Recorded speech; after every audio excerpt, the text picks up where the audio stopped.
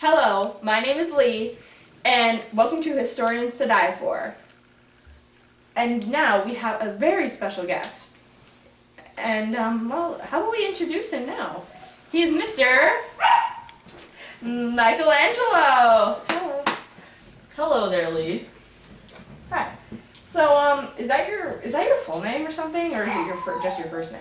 Michelangelo is just my first name, and for the life of me, I cannot remember any part of the rest.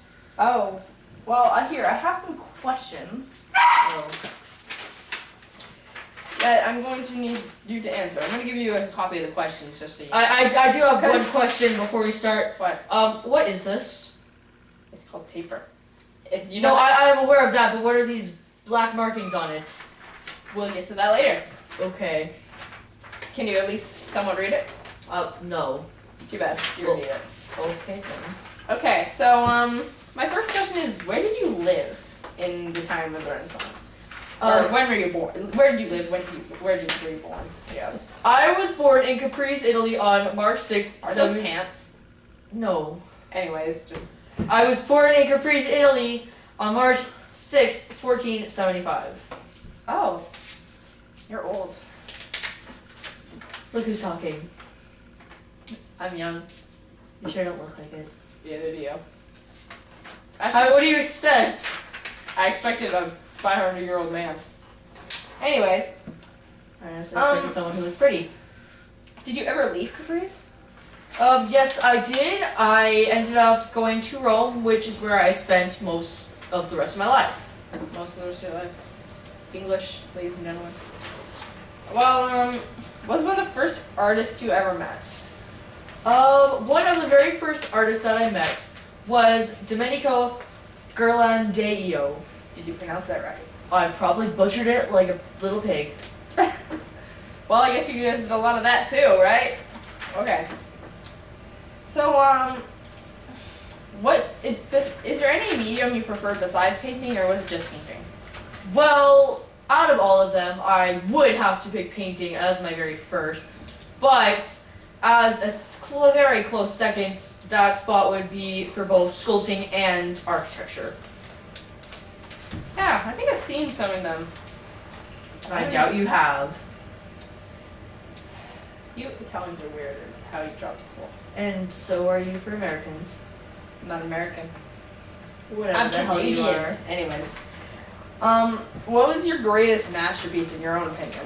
Well, out of all my amazing art pieces, I would have to say that the one that I really... Yeah. It's okay, Mr. Michelangelo. It's okay to be nervous.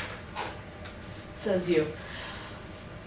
My most favored masterpiece that I did would probably be the creation of Adam, which was one of my most amazing pieces of all time, and I painted it in 1512.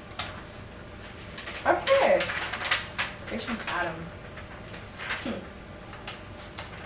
So, what was your first ambition, or was it just kind of always the same thing? Well, from the very start, I did love anything about art. I would rather... Do you? Yes, I know, I'm aware that I can.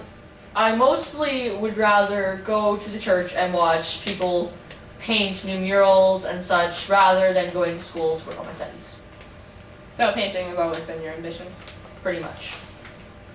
Yeah, that's nice. What were you most known for? Well, I like to think that I'm known for my amazing personality. But...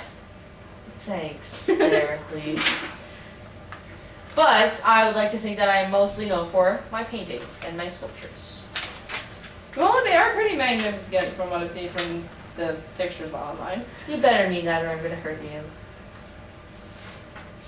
I've beat someone up before, so shush. Was it your pet polar bear? Yep. Hey. Guess what? You're secretly Canadian, so whatever. Anyways, what effect did you have on the modern society? In other words, where I live? Well, I would like to think that my art would kind of... I I don't really know what the words to be, but help people recognize talent when they see it and notice the importance of art in past, present, and future. Well, that's a pretty good for you, man. Thank you. I've only seen a few paintings, general good paintings in art gallery myself, but I'm sure yours were pretty good. I've seen a few online. Okay, so what is the most important thing in your opinion about you though, like yourself? Well, I love to talk about myself as much as, well, me, but Well, as much as someone else I know. gee, I wonder who that could be. They must be pretty amazing.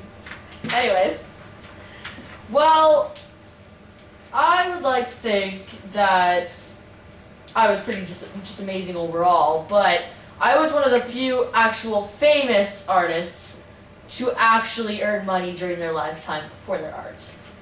well, that's quite the opinion. Okay, now are you ready for the most important question you are going to be asked? Yes, I do use hair gel.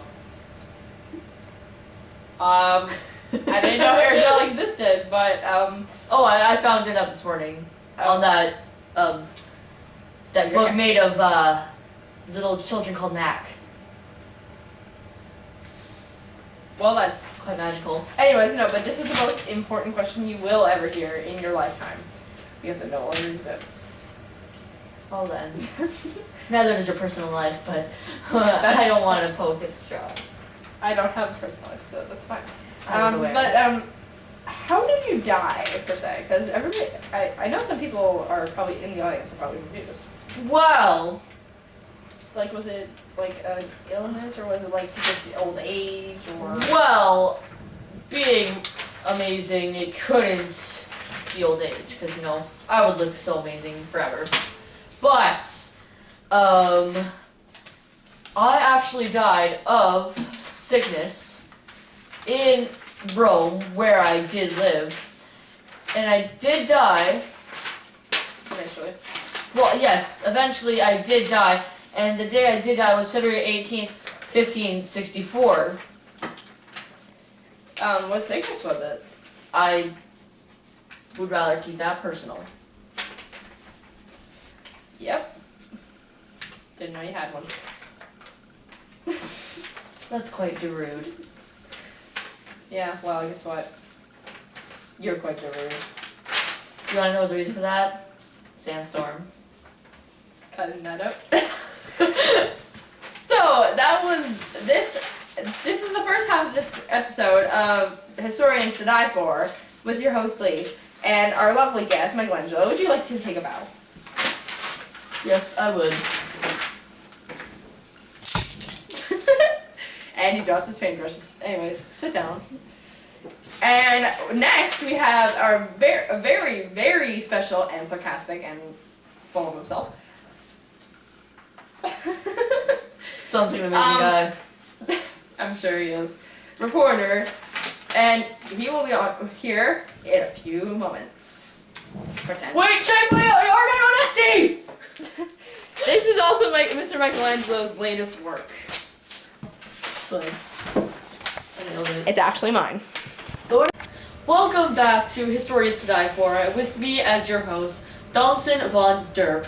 Now, today we have someone who is barely memorable, and I doubt you've ever heard of him before. Anyway, he's a German, and he's here to talk to with us. Welcome, Albrecht Dürer. I'm not actually German, but Okay, technically I am. you're not actually German, but technically you are. Well, in the modern day and age, it's now called Germany, but when I lived, it was called HRE, or Holy Roman Empire. So Oh. it's technically German. Oh, okay then. So I'm Well, technically. anyway, if you're able to read, I have a few questions for you. I think I'm able to read this. I know Okay. some basic language. Okay then. So, like the first question I'm going to ask you is one of the most general questions. Yes. Where did you live? Well, I actually lived in multiple places, but where I was born was Nuremberg, Germany. Oh, very interesting. And as I believe, is Germany make the one of the world's best chocolate, or is that somewhere else that I'm confusing it with? I think that's somewhere else, but let's not get those people. Oh, okay. Okay. So, what was your ambitions, I mean, in terms of your work?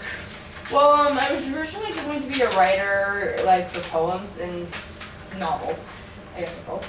And, then my father taught me how to be a goldsmith, but eventually I just started painting and loved it. Oh, interesting. And do you still remember how to do those things that your father has taught you? Yeah, some of it, but at the same time, I was probably about 13 at the time, so. Okay, moving on. Who taught you to paint? Well, at the age of 15, I apprenticed under a painter of the town, Mitchell Wolgamut, and he was a prolific, if undistinguished, producer of a small work of late Gothic style paintings. I learned not only how to paint, but also how to make wood carvings and elementary copper engravings. So, yeah. Do you still have any of those engravings and little mini sculptures? Well, I don't personally have any of them right now because reasons, but I'm pretty sure you can find them in certain museums still. Okay. So, how was your first journey to Italy? Oh, well, within 3 months of my marriage, which we are not going to talk about because I don't remember my own wife's name. When I left for Italy alone because of an outbreak of the plague in Nuremberg, but along the way I made some watercolor sketches while I traveled over the Alps, and when I eventually arrived in Italy, I went to Venice to study its more advanced artistic world because the Italians are pretty good at painting, so Indeed they are. Now, I do believe that you went back to Italy again. Yeah, after I returned home, when I went back to Italy, I started my first series of paintings with using tempera paint on linen, including portraits and altarpieces, notably the Gartner altarpiece and the Adoration of Magi. But yeah, you can probably find them somewhere still. I bet I can. Now, It's the internet. You told me so much about. Now, in your education system that you had back then, what subject out of what they had did you seem that you were best at? Math. I loved math. That's all I have to say. Okay then. What do you feel, in your opinion, was your greatest artistic masterpiece? I believe that would have to be my self-portrait, Dura Munich. It was one of the most famous self-portraits because, well, for one reason, if you just even look up my name on this magic thing you call Google, that's the first picture that shows up, so. Very interesting. Now, in your opinion, from what you know about modern day so far, what do you think that you're most known for from your life? Well, I was one of the first landscape artists in Europe, and I might have been in general too. I was also my ambitious woodcuts revolutionized the potential for that medium, so, yeah. Cool. And as I said, those woodcuts can probably still be found in museums, so. Yeah. Okay then. So, and the last question, since we are running out of time for this episode, what did you really do that changed, well, the common era?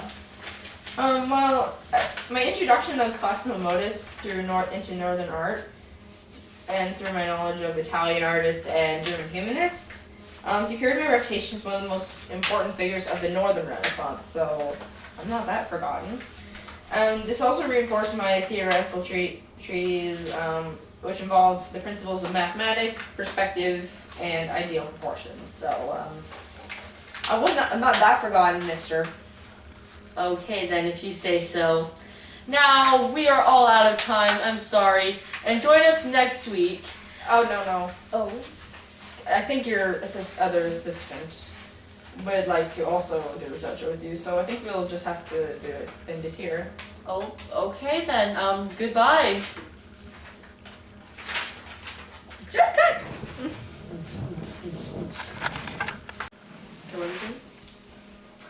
Well, that was our episode of Historians to Die For. So I was one of your hosts, Lee. And I was your other host, Thompson. And we will see you next time! Woo! That was horrible! Keep that in. Our company